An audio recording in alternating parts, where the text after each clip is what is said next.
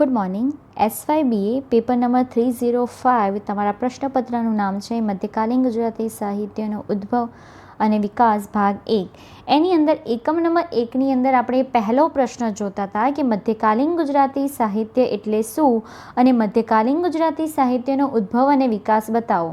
હવે મધ્યકાલીન ગુજરાતી સાહિત્ય એટલે તમને અગાઉના વિડીયોની અંદર જે આપણે ચર્ચા કરી લીધી છે તેની જ હું તમને ફરીથી થોડું રિવાઇન્ડ કરાવી દઉં કે મધ્યકાલીન ગુજરાતી સાહિત્ય એટલે કે સામાન્ય રીતે આપણે નરસિંહથી શરૂ કરી અને દયારામ સુધીનું જે સાહિત્ય ગણીએ છીએ એ મધ્યકાલીન ગુજરાતી સાહિત્ય છે. પણ મધ્યકાલીન ગુજરાતી સાહિત્યને બે તબક્કાની અંદર હેમચંદ્રાચાર્યથી નરસિંહ, નરસિંહથી દયારામ, પછી આપણે હેમચંદ્રાચાર્યથી લઈ અને મધ્યકાલીન ગુજરાતી સાહિત્યના જે 16મા શતકના જે ગૌણ સર્જકો છે આ શામળ પછીના એ સર્જકો સુધીની વાત આપણે કાલ સુધીના વિડીયોની અંદર કરી હતી. હવે આજે આપણે મધ્યકાલીન ગુજરાતી સાહિત્યના સ્ત્રી કવયત્રીઓ એટલે 18મા સૈકાના કવિઓની વાત આપણે કરતા હતા. તો 18મા સૈકાના કવિઓની અંદર આપણે 18મા સૈકાના કવિઓની અંદર આપણે નિરાંત છે, ભોજો છે, બાપુ સાહેબ ગાયકવાડ છે, જે બધા ગૌણ સર્જકો છે. એટલે 18મો સૈકો એટલે એવો સમયગાળો કે એ સમયગાળાની અંદર એટલે કે શામળ પછીનો મુસલમાન સત્તાનો અંત થવો અને બ્રિટિશ સામ્રાજ્યની હુકુમતની સ્થાપના થવી, અને એ સમયગાળાની અંદર જો મહત્વનો કોઈ સર્જક આપણને મળતો હોય તો તે દયારામ છે. પણ એના પછી 18મા સૈકાના પણ અમુક ગણના પાત્ર જે કવિઓ થઈ ગયા, જેમ કે નિરાંત છે, ભોજો છે, રત્નો છે, બાપુ સાહેબ ગાયકવાડ છે, વલ્લભ મેવાડો છે, પ્રીતમ છે, વિશ્વનાથ આ બધા જે ગૌણ સર્જકો થઈ ગયા તેના વિશે ચર્ચા કરતા હતા. એના પછી આજે આપણે મધ્યકાલીન ગુજરાતી સાહિત્યની સ્ત્રી કવિઓ અને એના પછી આપણે સ્વામિનારાયણ સંપ્રદાયના કવિઓની ચર્ચા કરીશું, અને એના પછી મધ્યકાલીન ગુજરાતી સાહિત્યનો છેલ્લો એવો અંતિમ જ્યોતિધર દયારામ વિશે વાત કરી અને આ પ્રશ્ન આપણે આજે પૂર્ણ કરશું. હવે એમાં મધ્યકાલીન ગુજરાતી સાહિત્યની સ્ત્રી કવિઓ એટલે 18મા સૈકાની અંદર જો 18મા સૈકો એટલે કે શામળ પછી એટલે કે શામળ પછીના જે સર્જકો છે તેની અંદર 18મા સૈકાની સમયગાળાની અંદર જે સર્જકો થઈ ગયા એટલે કે શામળ પછી એની અંદર મહત્વનો સર્જક તો આપણને કોણ મળે છે? દયારામ. પણ એના સિવાય ના જે સર્જકો છે એની અંદર મધ્યકાલીન ગુજરાતી સાહિત્યની સ્ત્રી કવયત્રીઓ એટલે જો મધ્યકાલીન ગુજરાતી સાહિત્યની અંદર આખા મધ્યકાલીન ગુજરાતી સાહિત્યની અંદર તમે અત્યાર સુધી અભ્યાસ કર્યો તો એમાં 15મા સૈકામાં ફક્ત આપણને મીરાબાઈ મળે છે, બરાબર? 15મા સૈકાની અંદર મીરાબાઈ મળે છે અને 15મા સૈકા પછી એક પણ સ્ત્રી કવયત્રી આપણને મળતી નથી.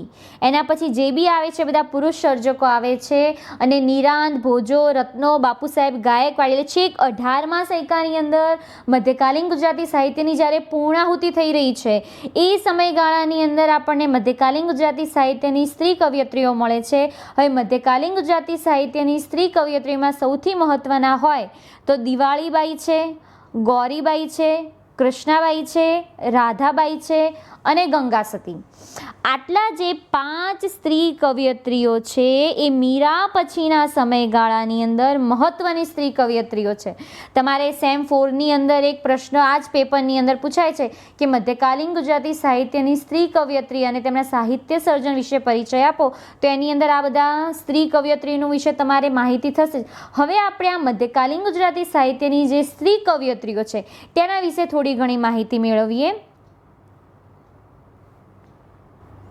જો મધ્યકાલીન ગુજરાતી સાહિત્યના સ્ત્રી કવયત્રીમાં મીરા પછી એટલે મીરા 15મા સૈકાની અંદર થઈ ગયા અને એના 200 વર્ષ સુધી તો એમ જોઈએ તો એકે સ્ત્રી કવયત્રીઓ મળતી નથી, પણ 18મા સૈકાની અંદર આપણને સ્ત્રી કવયત્રીઓ મળે છે. હા, પણ કે મીરા જેવી તો સ્ત્રી કવયત્રીઓ આ બધી નથી. એટલે આંગળીના વેઢે પણ મીરાએ જે સાહિત્ય રચ્યું છે એમાં આંગળીના વેઢે પણ આ લોકોનું સ્ત્રી સાહિત્ય ના આવે. હા, પણ એ સમયગાળાની અંદર મધ્યમ ઉચ્ચ કોટીની અંદર આ બધી સ્ત્રીઓ ભલે સ્થાન પામી શકે.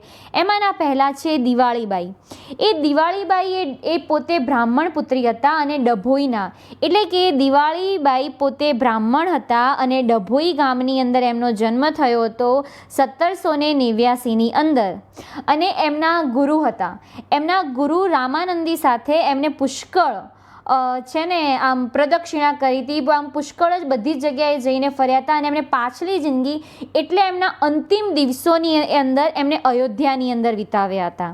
હવે દિવાળીબાઈએ જે સાહિત્ય કૃતિ લખી એની અંદર રામ જન્મ, રામ વિવાહ અને રામ રાજ્ય અભિષેક, એટલે જો રામા મધ્યકાલીન ગુજરાતી સાહિત્યની જે પરંપરા ચાલે છે ને કે પુરાણોમાંથી પોતાનું કથાવસ્તુ લેવું, એમ દિવાળીબાઈએ પણ રામાયણની અંદર જે અહીં બી રામના જન્મની રામ વિવાહ એટલે રામ અને સીતાના જે વિવાહનો પ્રસંગ છે તે, અને રામ રાજ્ય અભિષેક એટલે કે રામનો રાજ્ય અભિષેક થવાનો હતો અને પછી એમને વનવાસ મળ્યું.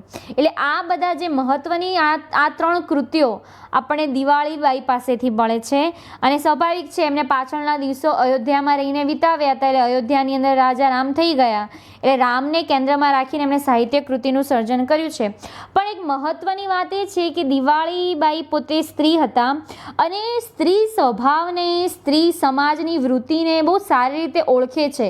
માટે એમને જ્યારે રામ રાજ્યની અંદર એટલે રામ જન્મની અંદર જ્યારે રામનો જન્મ થવાનો છે ત્યારે દશરથની રાણીઓને કઈ રીતે નળિયું ખાવાનું, ખટાશ ખાવાની, માટીની સુગંધ ખાવાની, એ બધી જે સ્ત્રી સ્વભાવની જે પ્રવૃત્તિઓ છે ને, એટલે કે જે બધી સ્ત્રી સ્વભાવની જે વૃત્તિઓ છે એ બધાને બહુ સારી રીતે ઓળખે છે. એટલે પોતે જો સ્ત્રી સાહિત્ય લખતી હોય ત્યારે સ્ત્રીનો સ્વભાવ એની અંદર એ પોતે નિરૂપે. એટલે દિવાળીબાઈએ પણ જ્યારે રામ જન્મને લઈને એમને જે કૃતિ લખી છે એની અંદર જ્યારે રામના જન્મ વખતે કઈ રીતે દશરથની રાણીઓને નળિયું ખાવાની ઈચ્છા થાય છે, ખટાશ ખાવાની ઈચ્છા થાય છે, આમ એક સ્ત્રી થઈને સ્ત્રીના સ્વભાવને સારી રીતે સમજી શકે છે અને એ વાત એમને આની અંદર આલેખી છે. ગૌરીબાઈ એટલે કે દિવાળીબાઈ પછી ગૌરીબાઈ, જેમનો જન્મ થાય છે 1759ની અંદર ડુંગરપુરની અંદર, અને એ પોતે ડુંગરપુરના બ્રાહ્મણી હતા અને એ પોતે સાધ્વી તરીકે પોતાનું જીવન જીવતા હતા. અને એમને 662 જેટલા પદો ગુજરાતી સાહિત્યની અંદર આપે છે. અને તે ગુજરાતીમાં સાહિત્યમાં એકમાત્ર વેદાંતી સ્ત્રી કવિ છે. જો વેદાંતી આત્મજ્ઞાન આપણે છે ને મધ્યકાલીન ગુજરાતી સાહિત્યમાં જે ભક્તિ સાહિત્ય છે, આપણને બધું ભક્તિ સાહિત્ય મળે છે, એમાં વેદાંતી કવિ તરીકે, જ્ઞાનનો વડલો તરીકે એક આપણને અખો મળે છે ને. અખો એ પોતે વેદાંતી હતો, વેદોને સારી રીતે જાણતો હતો, ભક્તિ, જ્ઞાન, વૈરાગ્ય, બોધ, એની બધી આત્મજ્ઞાનની એને જે વાતો કરી છે. એના પછી એના જે શિષ્યો છે, ગોપાળ છે, નરહરી છે, બુટીઓ છે, એ બધા શિષ્યોએ વેદાંતોની વાત કરી. એમાં ગુજરાતી સાહિત્યની અંદર જે સ્ત્રી કવયત્રીઓ છે એ સ્ત્રી કવયત્રીમાં ગૌરીબાઈ જ ફક્ત એવા છે કે જેમને વેદાંતને એટલે કે જ્ઞાન, ભક્તિ અને વૈરાગ્ય બોધના કાવ્ય અને પદો એમની પાસેથી મળે છે.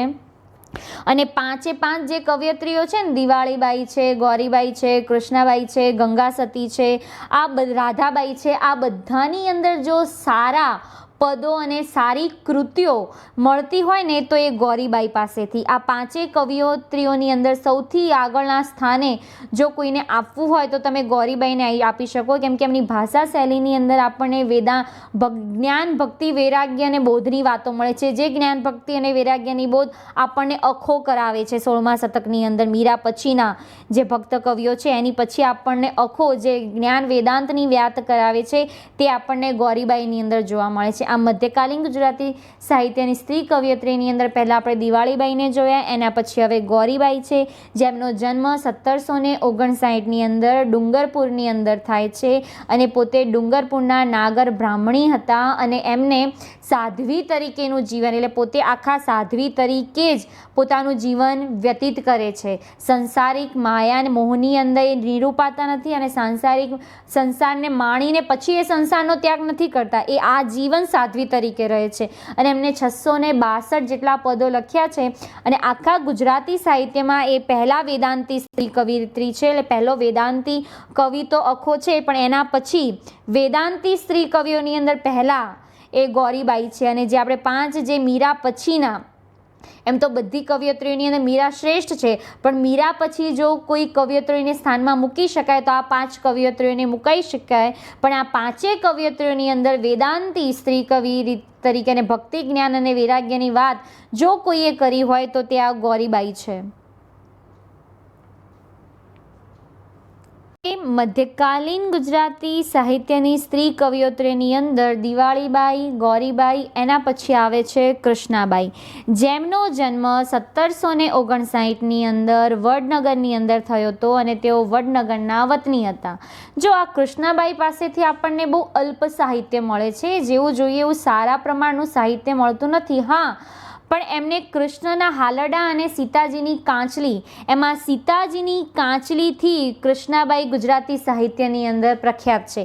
અને સીતાબાઈની કાંચલીની અંદર બી ખાસ કરીને જે સુવર્ણ મૃગવાળો પ્રસંગ છે, સુવર્ણ મૃગવાળો પ્રસંગ એટલે કે જે સોનાનું હરણ સીતાજીને જોવાય છે અને એને લેવા માટે એ રામ ભગવાનને મોકલે છે અને રામની પાછળ પાછળ એ લક્ષ્મણ જાય છે. ખરેખર એ સોનાનું હરણ એ રાવણની કપટ હોય છે. એનો જે મામો છે મારીચ, એ મારીચ સોનાનું મૃગ ધારણ કરી અને સીતાનું મન લલચાવે છે અને એ સોનાના મૃગના કારણે જ એ બંને ભાઈઓ જંગલની અંદર એને લેવા જાય છે અને પછી સીતાનું અપહરણ કરીને રાવણ લઈ જાય છે. એટલે જે સુવર્ણ મૃગનો પ્રસંગ છે, એ સોનાના હરણવાળો પ્રસંગ, એ આની અંદર સૌથી સારી રીતે એમને આલેખ્યો છે. અને સીતાજીની કાંચલી એ કૃષ્ણાબાઈનો સૌથી મહત્વનું પદ છે. હવે મધ્યકાલીન ગુજરાતી સાહિત્યની સ્ત્રી કવયત્રીની અંદર છે રાધાબાઈ. રાધાબાઈનો જન્મ 1834ની અંદર વડોદરાની અંદર થયો અને વડોદરાની અંદર પણ એ પોતે દક્ષિણી બ્રાહ્મણી હતા. એટલે કે 1834ની અંદર દક્ષિણ ભારતના જે રાજ્યો છે એ રાજ્યોની અંદર એમનો જન્મ થયો હતો અને એ ત્યાંના બ્રાહ્મણી હતા. અને પછી એ પોતે વડોદરામાં આવી અને એમને નિવાસ કર્યો હતો અને એ પોતે અવધૂત નાથ ગુરુના શિષ્ય હતા. હવે રાધાબાઈ પાસેથી આપણને જોઈએ એવી મહત્ત્વની કૃતિઓ નથી મળતી, પણ હા, એમને મીરા છે, સંત જ્ઞાનેશ્વર છે, એમના જે ગુરુ છે, એ બધાના જીવન ઉપરથી લઈને, જીવન ચરિત્ર ઉપરથી લઈને એમને કૃતિનું સર્જન કર્યું છે. એના પછી જે દ્વારકા છે, એટલે કે દ્વારકા તીર્થ, જે કૃષ્ણનું તીર્થોત્તમ ભૂમિ છે, એ દ્વારકા તીર્થનું વર્ણન દર્શાવતી અને ભક્તિનો મહિમા દર્શાવતી એમને એક કૃતિ લખી છે. એના પછી એમને હાલરડા છે, લગ્ન ગીતો છે, આમ લોક સાહિત્યના કંઠે, એટલે કે લોકો વડે દ્વારા રચાતું સાહિત્ય, એ લોકોથી રચાયેલું સાહિત્ય અને લોક સાહિત્ય, એટલે લોકોના કંઠે એમનું સાહિત્ય હજુ સુધી સચવાયેલું છે. અને એમને જે પદો, જે ભજનો જે લખ્યા છે, જે અત્યારે પણ વાજિંદ્રો સાથે મધુર રીતે તમે એને ગાઈ શકો. આ મધ્યકાલીન ગુજરાતી સાહિત્યની સ્ત્રી કવયત્રીની અંદર આપણે દિવાળીબાઈ, ગૌરીબાઈ, કૃષ્ણબાઈ ને રાધાબાઈ, આ બધા સર્જકોને જોયા. હવે આપણે જોવાના છે ગંગા સતી.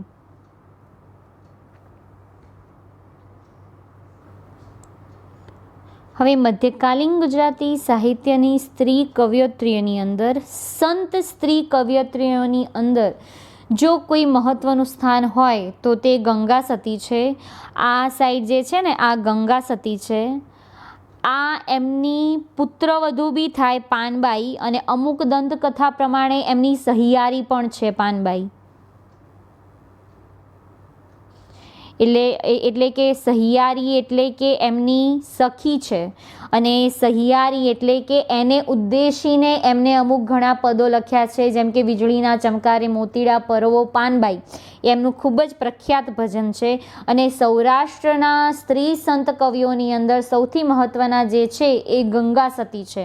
એ ગંગા સતીએ પાનબાઈને ઉદ્દેશીને એમને પદો રચ્યા હતા. આ ગંગા સતી, આ પાનબાઈને ઉદ્દેશીને એમને પદોની રચના કરી હતી. એમના જે ગુરુ છે કહળશંગ બાપુ, તેમના વિશે આ પોતે આમ જોઈએ ને તો ગંગા સતીએ પોતાનું આખું જીવન ભક્તોની અને ભજનો ગાવા, ભજન કીર્તન કરવાની અંદર જ એમને રચના કરી છે. એ ગંગા સતી એટલે મધ્યકાલીન ગુજરાતી સાહિત્યની સ્ત્રી કવયત્રીઓની અંદર, એટલે કે સ્ત્રી સંતોની અંદર, સૌરાષ્ટ્રનું જે સ્ત્રી સંતો છે એની અંદર સૌથી વિશિષ્ટ સ્થાન જો કોઈનું હોય તો તે ગંગા સતીનું છે. ગંગા સતીનો જન્મ ઈસવીસન 1843થી માં થયો હતો અને 1894ની અંદર એમને જીવતા જ સમાધિ લઈ લીધી હતી. જો જીવતા જ એમને સમાધિ લઈ લીધી હતી. એટલે 1843ની અંદર એ પણ ક્યાં રાજપરાના ગોહિલવાડના જે દરબાર છે એ સરવૈયા પરિવારની અંદર એમનો જન્મ થયો હતો. અને ગંગા સતીના લગ્ન ભાવનગર જે જિલ્લો છે એટલે કે ભાવનગરનો એ જે દરબારનું ગામ છે એની અંદર આપણે કસળસિંહ કેના જેને પુત્ર છે એટલે ભાવનગર જિલ્લાની અંદર એક આપણે દરબાર છે કસમસિંહનો પુત્ર છે રામસિંહ.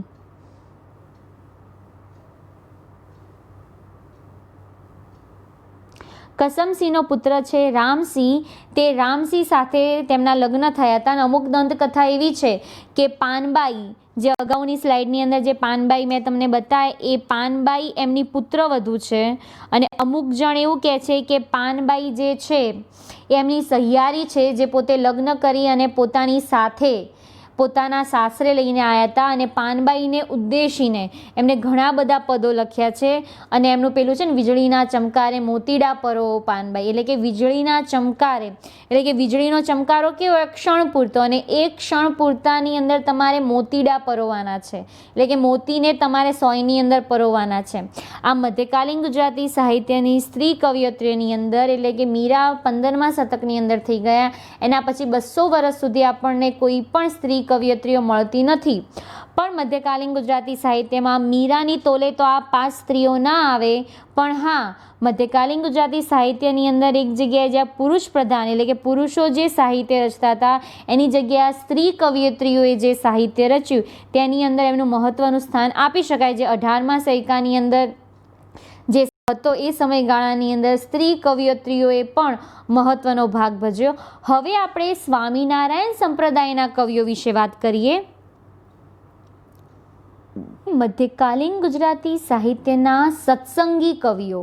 હવે જો મધ્યકાલીન ગુજરાતી સાહિત્યને એટલે 18મા સૈકાની સમયગાળાની અંદર, એટલે કે એ સમયગાળાની અંદર મુસલમાન સત્તાનો અંત થવો અને બ્રિટિશ રાજ્યની હુકુમતની સ્થાપના થવી, એ સમયગાળાની અંદર 18મા સૈકાની અંદર જે સાહિત્ય રચાયું એની અંદર સારા એવા સાહિત્યની અંદર આપણને દયારામ મળે છે.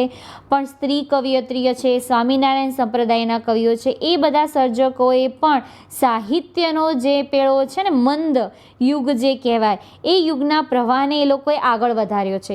હવે જે સ્વામિનારાયણ સંપ્રદાયના કવિઓ છે એમને સત્સંગી કવિઓ પણ કહેવામાં આવે છે. એટલે કે ધારો કે 18મી સદીનો ઉત્તરાર્ધ અને 19મી સદીના પૂર્વાર્ધ, એટલે કે 18મી સદી પૂરી થતી હતી અને 19મી સદીની શરૂઆત થતી હતી, એ સમયગાળાની અંદર સત્સંગી કવિઓ આવે છે. અને 1800ના સમયગાળાની અંદર જ્યારે ખ્રિસ્તી ધર્મની અંદર, એટલે કે ખ્રિસ્તી ધર્મ પોતાનો પગ પેસારો કરતો હતો, એ સમયે સ્વામિનારાયણ સંપ્રદાયના કવિઓએ સ્વામિનારાયણ પંથની એની પ્રચાર પ્રસાર કરી અને સ્વામિનારાયણ ધર્મની સ્થાપના કરી. હવે સ્વામિનારાયણ ધર્મની સ્થાપનાની અંદર સૌથી પહેલાં જે આપણે કહેવાય ને નીલકંઠ, જે નીલકંઠ સ્વામી છે, એ નીલકંઠ સ્વામી એ સ્વામિનારાયણ સંપ્રદાયના સ્થાપક ગણાય છે. તેમના ગુરુ રામાનંદ સ્વામી, અને રામાનંદ સ્વામીના જે પોતે શિષ્ય છે સહજાનંદ સ્વામી, એ સહજાનંદ સ્વામીએ સૌ પ્રથમ આપણે એ સ્વામિનારાયણ તરીકે ઓળખાયા. અને છપ્પૈયાની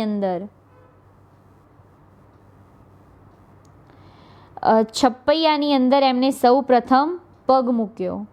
અને એ છપ્પૈયાની અંદર એમને સૌ પ્રથમ પગ મૂક્યો. અને આ જે સ્વામિનારાયણના જે સહજાનંદ સ્વામી છે, એ આ સહજાનંદ સ્વામી છે જેમનો જન્મ 1781થી લઈને 1830ના સમયગાળાની અંદર થઈ ગયો, જેઓ પાછળથી સ્વામિનારાયણ તરીકે ઓળખાયા. અને એમને એ સમયગાળાની અંદર ભક્તિ, જ્ઞાન ભક્તિ, વૈરાગ્ય, બોધ, એ બધી ધર્મનીતિની વાતો કરી. અને એમાં બી ખાસ કરીને જે નીચી જાતની કોમો છે એમને, જેમ કે કણબી, દરજી, મોચી, કુંભાર, હરિજન, જે શ્રમજીવી કોમો છે, જે પોતે મહેનત કરી અને પોતાનું જીવન જીવતી હોય એવી કોમોની અંદર એમને ધર્મ નીતિની સાચી સમજ આપી છે કે ધર્મ શું છે, નીતિ શું છે, અને એમણે સારા માર્ગ તરફ વાળવાનો પ્રસાર કર્યો છે. એમને કચ્છ, સૌરાષ્ટ્ર અને ગુજરાત ના જે આજુબાજુના ગામડા છે એ આજુબાજુના ગામડાની અંદર જઈ અને એમને આ પોતાના પંથનો પ્રચાર અને પ્રસાર કર્યો છે.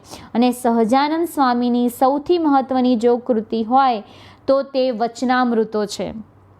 આમ સત્સંગી કવિઓની અંદર સહજાનંદ સ્વામી, જેમનો સમયગાળો 1781 થી 1830નો ગણાય છે, જે પાછળથી સ્વામિનારાયણ તરીકે ઓળખાયા, જેમને કણબી, દરજી, જે શ્રમજીવી કોમ છે, કુંભાર છે, શ્રમજીવી કોમને એ લોકોને ભક્તિ, જ્ઞાન અને બોધની વાતો કરી અને ધર્મનીતિ તરફની સમજ એમને આપી છે. અને કચ્છ, સૌરાષ્ટ્ર અને ગુજરાતના જે ગામડા છે ત્યાં જઈને લોકોને એમને સ્વામિનારાયણ સંપ્રદાય અને સ્વામિનારાયણ ધર્મનો પ્રચાર અને પ્રસાર કર્યો છે. તમારે જો જોવું હોય તો સ્વામિનારાયણનું સૌથી શ્રેષ્ઠ મંદિર જો હોય ને તો કચ્છની અંદર ભુજ, જ્યાં એ કચ્છમાં એમને જે સ્થાપના કરી ત્યાં ભુજનું સ્વામિનારાયણ મંદિર છે. અને ભુજના જે સ્વામિનારાયણ મંદિર તમે જો તેની અંદર બધા જ સ્વામિનારાયણ સંપ્રદાયની કઈ રીતે શરૂઆત થઈ, એના કયા સ્વામી છે, કયા સ્વામી કઈ કઈ કૃતિઓ લખી તેના વિશેની વાત. અને સૌરાષ્ટ્રની અંદર જવું હોય તો રાજકોટ, એ સૌરાષ્ટ્રનું જે રાજકોટ છે એ ભુજ અને રાજકોટના જો તમે જાઓ તો તમારે એના સ્વામિનારાયણ મંદિરની ખાસ મુલાકાત લેવાની જરૂર છે. કેમ કે મંદિર છે ને ત્યારે મંદિરની આજુબાજુની ભીતોની અંદર આખા ફોટાની અંદર સ્વામિનારાયણ સંપ્રદાય ક્યારે શરૂ થયો, કઈ સ્થાપના થઈ, કયા સ્વામી થઈ ગયા, કઈ જગ્યાએ થઈ ગયા, તેમણે શું સાહિત્ય સર્જન આપ્યું, તેમણે કયા ધર્મનીતિના બોધના ઉપદેશો આપ્યા, તે બધી જ વાત આખું જ તમે સ્વામિનારાયણ મંદિર ફરો ને તો એની અંદર તમને આ બધી જ રચના જોવાઈ જાય. આમ સહજાનંદ સ્વામી, હવે પછી આપણે સ્વામિનારાયણ, હવે આપણે સહજાનંદનું જે સહજાનંદ સ્વામીએ જે વચનામૃતો આપ્યા તે વચનામૃતો કૃતિ વિશે જોઈએ. એટલે કે સ્વામિનારાયણ સંપ્રદાયે જે વચનામૃત આપ્યા છે, આ રહ્યું એમનું છે ને પુસ્તક છે. આ પુસ્તક તમારે જો ઓનલાઈન મેળવવું હોય તો અત્યારે તો ઘણા સ્વામિનારાયણ મંદિરો છે, એ સ્વામિનારાયણ મંદિરોની અંદર આ બધા એમના પુસ્તકો મળતા રહે છે. આ વચનામૃતો, આ એમનું પુસ્તક છે વચનામૃત, આ રીવા છે ને આ પુસ્તક છે વચનામૃત, આ રહ્યું એમનું પુસ્તક છે વચનામૃત. આ વચનામૃતની અંદર સ્વામિનારાયણ ભગવાને જે ઉપદેશવાણીના, એટલે કે જે ધર્મ નીતિના પ્રચાર માટે લોકોને જે ઉપદેશ આપ્યા, અને એ ઉપદેશનો એક પ્રશ્નાવલીનો આખો ગ્રંથ છે, જેની અંદર 273 જેટલા ઉપદેશ એમને આપ્યા છે. અને 273 જેટલા ઉપદેશનો સમાવેશ આ વચનામૃત પુસ્તકની અંદર થયો છે. આની અંદર એમને ઉપદેશ આપ્યા છે ધર્મ, નીતિ અને જ્ઞાન ભક્તિના વૈરાગ્ય અને શ્રમજીવી કોમને કઈ રીતે એમને ધર્મનીતિ તરફ વાળ્યા, અને એમ ઉપદેશ આપતા વચનો એ આ વચનામૃતની અંદર છે. હવે સ્વામિનારાયણ એટલે આપણે સહજાનંદ સ્વામી પછી મહત્વના કોઈ સર્જક આવે છે તો તે છે મુક્તાનંદ સ્વામી. શિષ્ય મુક્તાનંદ સ્વામી, એમ જોઈએ તો મુક્તાનંદ જે સ્વામી છે, આમ પછી આવે છે મુક્તાનંદ સ્વામી, જેમનું પૂર્વાશ્રમનું, એટલે કે જ્યારે એમને સ્વામિનારાયણ ધર્મની અંદર દીક્ષા લીધી એના પહેલાં એમનું નામ હતું મુક્તદાસ.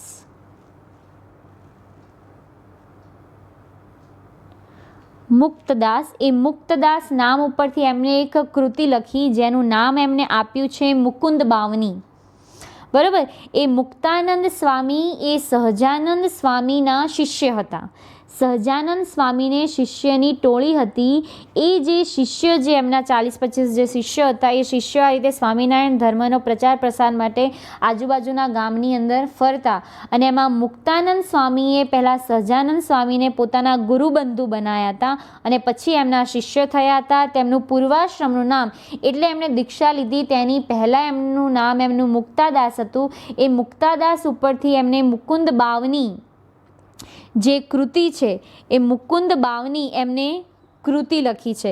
હવે આ જે મુકુંદ બાવની જે કૃતિ છે, હવે એ મુકુંદ બાવની એમની કૃતિ, એમનું જે મુકુંદદાસ નામ છે, એ મુકુંદદાસ નામ ઉપરથી એમને મુકુંદ બાવની નામની કૃતિ લખી છે.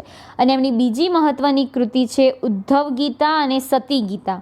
હવે આર્યુઆ જે પુસ્તક છે ને સતી ગીતા, જો આર્યુઆ છે ને સતી ગીતાનું પુસ્તક છે.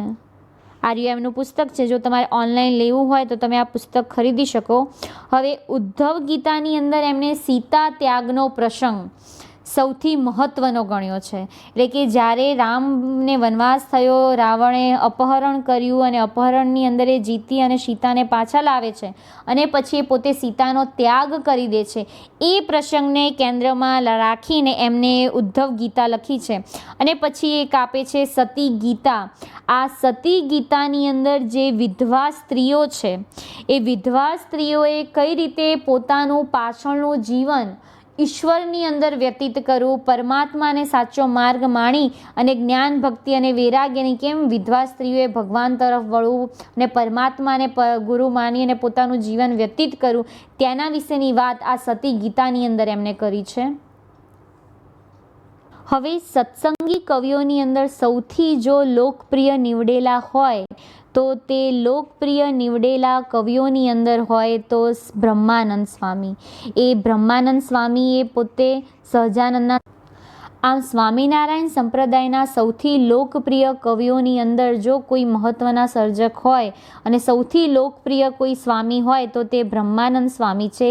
તે સહજાનંદના સખા એટલે કે સહજાનંદના મિત્ર હતા અને એમને સખા નામનું ઉપનામ હતું. એ સખા તરીકે ઓળખાતા અને એમનો જન્મ 1772ની અંદર થયો હતો અને તેઓ પિંગળ શાસ્ત્ર એટલે કે પિંગળ શાસ્ત્રનો અભ્યાસ કરવા માટે તેઓ ભુજ ગયા હતા. હવે એટલે સહજાનંદના સખા બ્રહ્માનંદ છે એ જ્ઞાતિએ બારોટ હતા, માટે એમને ચારણી ભાષા એટલે કે બારોટોની અંદર જે ચારણી ભાષા બોલાય છે એ ચારણી ભાષા એમને સારી એવી ફાવતી હતી. આ સિવાય એમને વ્રજ ભાષા ઉપર પણ પ્રભુત્વ હતું. એટલે એમના કાવ્યોની અંદર જે ચારણી છે, હિન્દી છે, વ્રજ છે, એ બધાની ભાષાની અંદર એમને ઉપદેશ અને વૈરાગ્ય આપતા પદો લખ્યા છે. અને ચારણી ભાષાનું પ્રભુત્વ હોવાના કારણે, કેમ કે પોતે બારોટ હતા અને પછી એ પોતે દીક્ષા લે છે અને એના પછી એ સ્વામિનારાયણ ધર્મને સ્વીકારે છે અને સહજાનંદના પરમ મિત્ર તરીકે ઓળખાય છે. બ્રહ્માનંદ એ બ્રહ્માનંદ સ્વામીનો જન્મ 1772ની આસપાસ થયો હોવાનો મનાય છે. તેઓ પિંગળ શાસ્ત્રના અભ્યાસ કરવા માટે ભુજ ગયા હતા અને એમને શ્રીરંગદાસ નામથી ઉપદેશ, ચિંતામણી, બ્રહ્મલીલા અને છંદ રત્નાવલી આ કૃતિઓની સર્જન કરી છે. પોતે જ્ઞાતિએ બ્રાહ્મણ હતા, તેથી તેમને ચારણી ભાષાની સારી એવી ફાવટ છે. આ ઉપરાંત એમને વ્રજ ભાષા માટે પણ સારું એવું પ્રભુત્વ હતું, તેથી તેમના ઉપદેશ કૃતિઓની અંદર આપણને ચારણી ભાષા, હિન્દી આ બંને મિશ્રિત ભાષાનું સાહિત્ય સર્જન આપણને જોવા મળે છે. હવે બ્રહ્માનંદ સ્વામીનું એક સૌથી મહત્ત્વનું અને આમ કહેવાય ને કે સૌથી લોકપ્રિય એક પદ છે તેના વિશે આપણે આમ બ્રહ્માનંદ સ્વામીનું સૌથી ઉપદેશ અને લોકપ્રિય આપતું જો આ ભજન છે. આ ભજનની અંદર તમને જુઓ ને તો હિન્દી અને ગુજરાતી ને બધી ભાષાને મિશ્ર. આ તન રંગ પતંગ સરીથો જાતા વાર ના લાગેજી, અસંખ્ય ગયા ધન સંપત્તિ મેલી તારી નજરો આગેજી, અંગે તેલ ફૂલેલ લગાવે માથે છોગા ઘાલેજી, જોબન ધનુ જોર જણાવે છાતી કાઢી ચાલેજી, જેમ ઉંદરડે દારૂ પીધો મસ્તાનો થઈ ડોલેજી, મગરૂરી મેં અંગ મરોડે જેમ તે મુખથી બોલેજી, મનમાં જાણે મુજ સરીખો રસ્યો નહીં કોઈ રાગરીજી, બહારે તાકી રહી બિલાડી લેતા વાર ન લાગીજી, આજ કાલ મેં હું તું કરતા જમણા પકડી જાસેજી, બ્રહ્માનંદ કહે ચેત અજ્ઞાની અંતે ફજેતી થાસેજી. આ બધા છે ને તાકી, આ બધા જો હિન્દી શબ્દ એમને છે ને હિન્દી, ચારણી બધી વ્રજ ભાષાની અંદર પ્રભુત્વ હતું. એટલે એમના પદોની, એમના ઉપદેશવાચક જે એમના પદો છે એની અંદર આ ત્રણેય ભાષાનું મિશ્રિત જોવા મળે છે. અને જો એમને ઉપદેશવાણી આપતા જે ચિંતન બોધના પદો લખ્યા છે, આ તન રંગ પતંગ સરીથો જાતા વાર ન લાગેજી, એટલે આ તન એટલે આ આત્મારૂપી શરીરને એ પતંગિયા સાથે સરખાવે છે. અને એ પતંગ એટલે ઉડવાની પતંગ નહીં, પણ જે પતંગિયું છે એ પતંગિયા સાથે સરખાવે છે. અને કે પતંગિયાનું જીવન કેવું હોય? અલ્પજીવી. તમે એને સહેજ પકડો તો એ તરત ક્ષણભરની અંદર, અને ક્ષણભરની અંદર બી એ જો આગની આજુબાજુ વધારે ફરતું હોય તો પોતે મરી જવાનું છે. એટલે કે આ જે પતંગ સરીખો જે તન છે, કે આ જે આત્મારૂપી શરીર છે જેનો નાશ થવાનો છે, એને જતાં તમને વાર નથી લાગવાની, છતાં પણ એના માટે તમે ધન સંપત્તિ મૂકીને જવાના છો. આમ ઉપદેશવાચક આપતા પદો આપણને બ્રહ્માનંદ સ્વામી પાસેથી મળે છે. જો હવે સ્વામિનારાયણ સંપ્રદાયની અંદર આપણે સહજાનંદ સ્વામી જોયા, મુક્તાનંદ સ્વામી જોયા, એના પછી બ્રહ્માનંદ સ્વામી જોયા. હવે બ્રહ્માનંદ સ્વામી પછી આવે છે પ્રેમાનંદ. પ્રેમાનંદ એટલે મધ્યકાલીન ગુજરાતી સાહિત્યનો આખ્યાન શિરોમણી નહીં, પણ સ્વામિનારાયણ સંપ્રદાયના આ જે પ્રેમાનંદ છે, જે પાછળથી પ્રેમ સખી તરીકે ઓળખાય છે, એમ કહેવાય ને પ્રેમ સખી, અને સખી તરીકે ઓળખાય છે એ પ્રેમાનંદ સખી, જેમનો જન્મ 1789માં થઈ ગયો અને 1859ની આસપાસ એમનું મૃત્યુ થયું. તેઓ ગઢડાના વતની હતા. તેમને બારમાસી તેમજ સહજાનંદના વિરહના પદો. બારમાસી એટલે કે 12 માસ. કયા? ગુજરાતી 12 માસ. કારતક, માગસર, પોષ, મહા, ફાગણ, ચૈત્ર, વૈશાખ, જેઠ, અષાઢ, શ્રાવણ, ભાદરવો અને આસો. આ 12 માસોનું વર્ણન, અને 12 માસોના વર્ણનની અંદર પ્રકૃતિનું આલેખન કેવું રહે છે એ પ્રકૃતિના આલેખનની વાત એમના કાવ્યની અંદર છે. અને સહજાનંદના વિરહના, એટલે જ્યારે સ્વામિનારાયણ તરીકે ઓળખાયા સહજાનંદ સ્વામી, એ સહજાનંદ સ્વામી જ્યારે મૃત્યુ પામે છે ત્યારે એમના વિરહના પદો એમને આલેખ્યા છે. અને એમ જોઈએ ને તો એક એમનું છે ને મહત્વનું સૌથી લોકપ્રિય અને પ્રખ્યાત જો પ્રેમાનંદનું જે કોઈ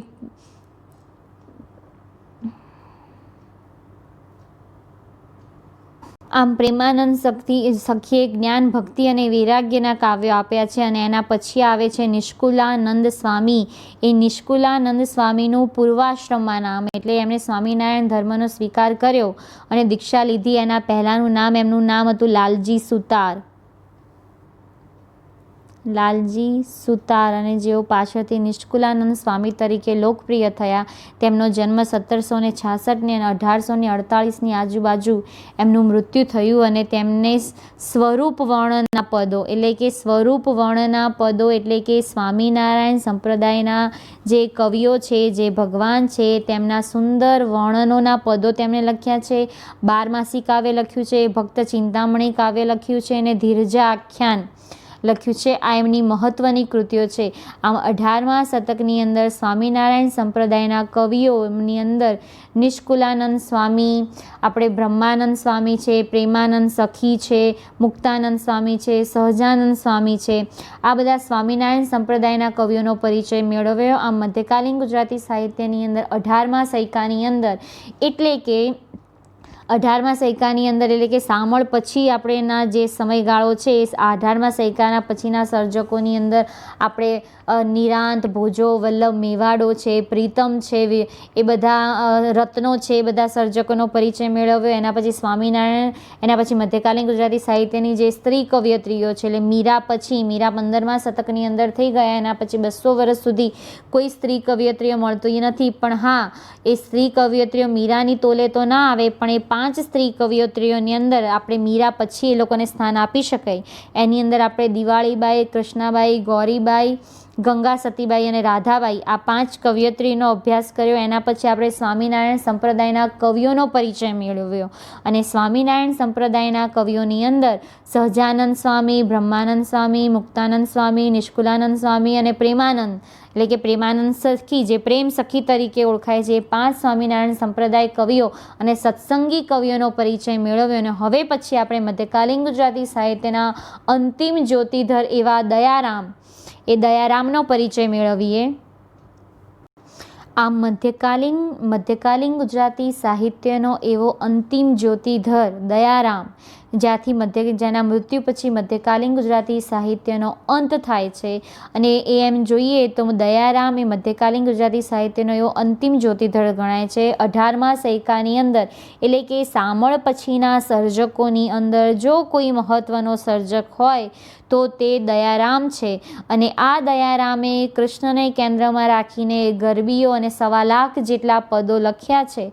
આમ કૃષ્ણકાલીન સાહિત્યની અંદર નરસિંહથી કૃષ્ણકાલીન સાહિત્ય પદની શરૂઆત થાય છે. મીરા તેને આગળ વધારે છે અને પરાકાષ્ઠાએ જો તેને કોઈ લઈ જતું હોય તો તે દયારામ છે.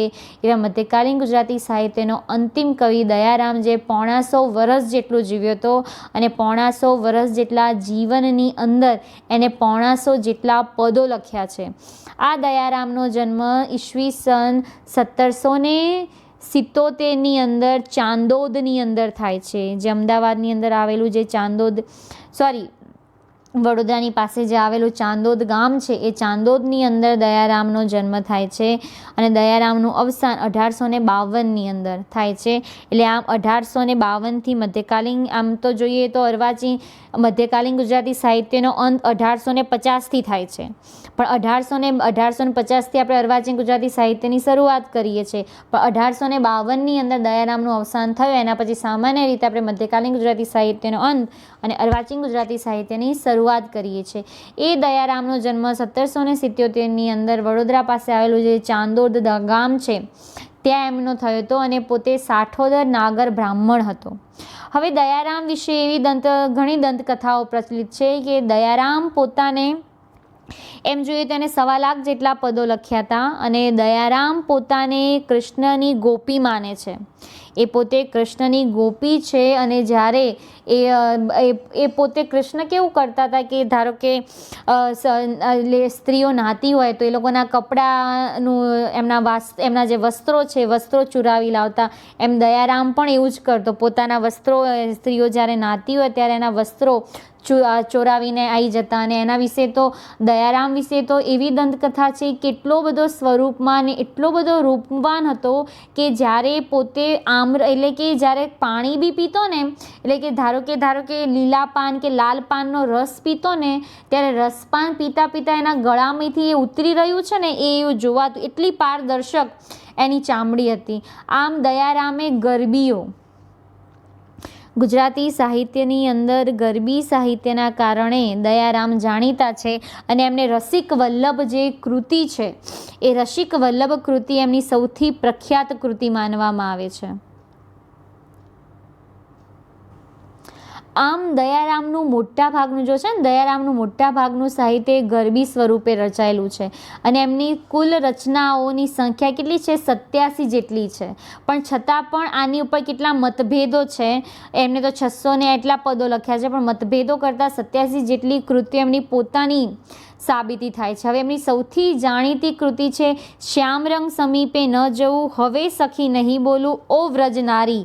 આપણે શ્યામરંગ સમીપે નહીં જવું એ તમે સેમ 1ની અંદર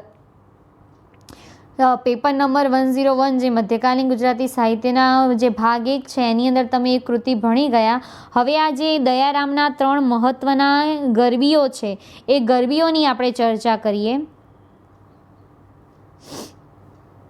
એ કૃતિ છે, કૃતિની અંદર સૌથી મહત્વની કૃતિનું જે પહેલું પદ હોય કે શ્યામરંગ સમીપે ન જવું, મારે આજ થકી શ્યામરંગ સમીપે ન જવું, જેમાં કાળાશ તે તો સૌ એક સરખું, સર્વમાં કપટ હશે આવું, કસ્તુરી કેરી બિંદી તો કરું નહીં, કાજળના આંખમાં અંજાવું મારે, કોકિલાનો શબ્દ હું સુણું નહીં, કાને કાગવાણી સુકુનમાં ન લાવું, નીલાંબર કાલી કંચુકી ન પહેરું, જમનામના નીરમાં ન નાવું મારે, મરકત તણીને મેઘ દ્રષ્ટે ના જોવા, જાંબુ વંત્યાંક ના ખાવું, દયાના પ્રીતમ સાથે મુખે નીમ લીધો, મને કહે જે પલક ના નિભાવું મારે.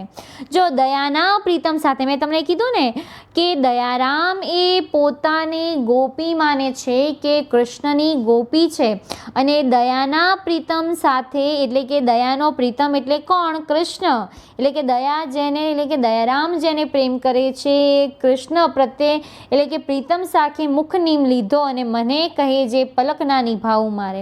આમ શ્યામ રંગ એટલે કે જેનો પણ શ્યામ રંગ છે તેના સમીપે, તેની નજીક તમારે ન જવું. એટલે આમ કૃષ્ણની સાથે, કૃષ્ણ પણ પોતે શ્યામ હતા, એટલે કૃષ્ણની પાસે જવાની એ ના પાડે છે. આ એમની સૌથી મહત્વની ગરબી છે દયારામની. એના પછીનું એમની એક મહત્વની દયારામની જો ગરબી જોઈએ તો એની અંદર એ મહત્વની ગરબી છે ઓ વ્રજ નારી.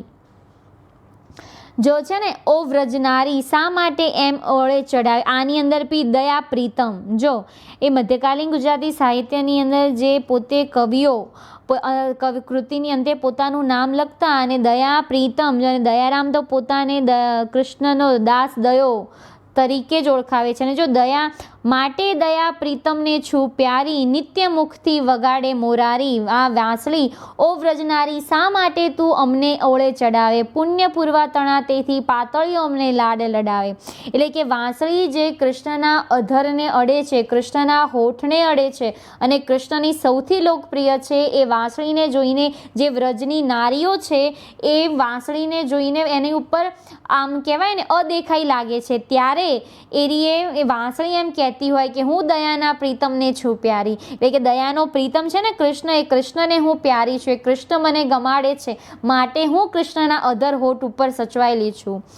એના પછીનું એક જો પદ હોય તો ઝઘડો લોચન મનનો, તમે ભણ્યા હોય તો તમારા 8મા 9માની અંદર એ કાવ્ય ગુજરાતીની અંદર પૂછાય જ છે કે ઝઘડો લોચન મનનો છે ને, લોચન મનનો રે ઝઘડો લોચન મનનો, રસિયા તે જનનો રે ઝઘડો લોચન મનનો. એટલે લોચન એટલે કે આંખ અને મનનો, કેમ કે આંખ અને મન ઝઘડો કરે છે કે દયાના પ્રીતમ શ્રી કૃષ્ણ સેવ બેવ વડેથી પ્રીત.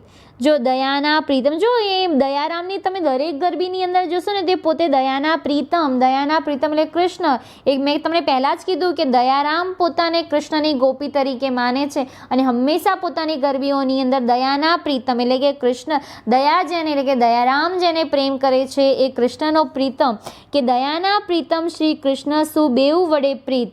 એટલે કે દયાના પ્રીતમને તો બંને એટલે કે ચક્ષુ એટલે કે આંખ, ઝઘડો લોચન મન, કે લોચન અને મન બંને ઝઘડો કરે છે કે સૌથી પહેલાં તું કૃષ્ણને જોવે છે, પછી મારા મનની અંદર સમાય છે. આમ આ મધ્યકાલીન ગુજરાતી સાહિત્યનો પ્રશ્ન, મધ્યકાલીન ગુજરાતી સાહિત્ય એટલે શું અને તેનો ઉદ્ભવ અને વિકાસ જણાવો, એ પ્રશ્ન અહીંયા પૂરો થાય છે. આ પ્રશ્નની અંદર હું તમને અગાઉથી જ કહી દઉં કે તમારા paper number 3 SYBA paper number 305 એનો એકમ નંબર 1નો પહેલો પ્રશ્ન મધ્યકાલીન ગુજરાતી સાહિત્ય એટલે શું અને તેનો વિકાસ જણાવો. તો મધ્યકાલીન ગુજરાતી સાહિત્ય એટલે કે નરસિંહથી દયારામ ને મધ્યકાલીન ગુજરાતી સાહિત્ય કહીએ છીએ, પણ મધ્યકાલીન ગુજરાતી સાહિત્ય 2 તબક્કાની અંદર વહેંચાયેલું છે. એ 2 તબક્કાની અંદર નરસિંહ પહેલાંનું સાહિત્ય, પછી નરસિંહ પછીનું સાહિત્ય. નરસિંહ પહેલાંના સાહિત્યની અંદર એટલે હેમચંદ્રાચાર્યથી શરૂ કરીને નરસિંહ સુધીનું સાહિત્ય જેને રાસયુગ, જૈનેતર યુગ તરીકે પણ ઓળખવાની અંદર આવે છે, જેને મધ્યકાલીન ગુજરાતી સાહિત્યનો પ્રથમ તબક્કો કહેવામાં આવે છે. એની અંદર એના વિકાસની અંદર આપણે હેમચંદ્રાચાર્યના અપભ્રંશ દુહા, વીર અબ્દુલ રહેમાનનો સંદેશક રાસ, જંબુસ્વામીનું આપણે શ્રીસ્થુલી ભદ્ર ફાગુ છે, પછી જંબુસ્વામી રચિત હંસાવલી પદ્ય વાર્તા છે, ત્રિભુવન દીપક પ્રબંધ છે, કાન્હડે પ્રબંધ છે, પછી ફાગુ સાહિત્યની અંદર વસંત વિલાસ છે, નેમિનાથ ફાગુ છે, શાલિભદ્ર સૂરીનું ભરતેશ્વર બાહુબલી રાસ છે. એ બધી કૃતિઓની ચર્ચા કરી લીધી. એ સમયગાળાની અંદર કયા કયા સ્વરૂપોની અંદર મધ્યકાલીન ગુજરાતી સાહિત્યનો વિકાસ થયો તેના વિશેની વાત કરી લીધી. એના પછી આપણે નરસિંહ યુગની વાત કરી, તો નરસિંહની અંદર પહેલાં નરસિંહ મહેતાની વાત કરી, પછી નરસિંહ મહેતાના સાહિત્ય સર્જન, એના પછી 15મા શતકની અંદર મીરાબાઈની વાત કરી, અને મીરા પછીના જે મહત્વના જે ગૌણ કવિઓ હતા એની અંદર પદ્માનમ છે, ભાલણ છે, ભીમ છે, માંડણ બંધારો છે, એ બધા સર્જકોની વાત કરી. એના પછી મહત્વના કવિઓની અંદર અખાની વાત કરી, અખાના જે 3 શિષ્ય હતા ગોપાળ, નરહરિ અને બુટો.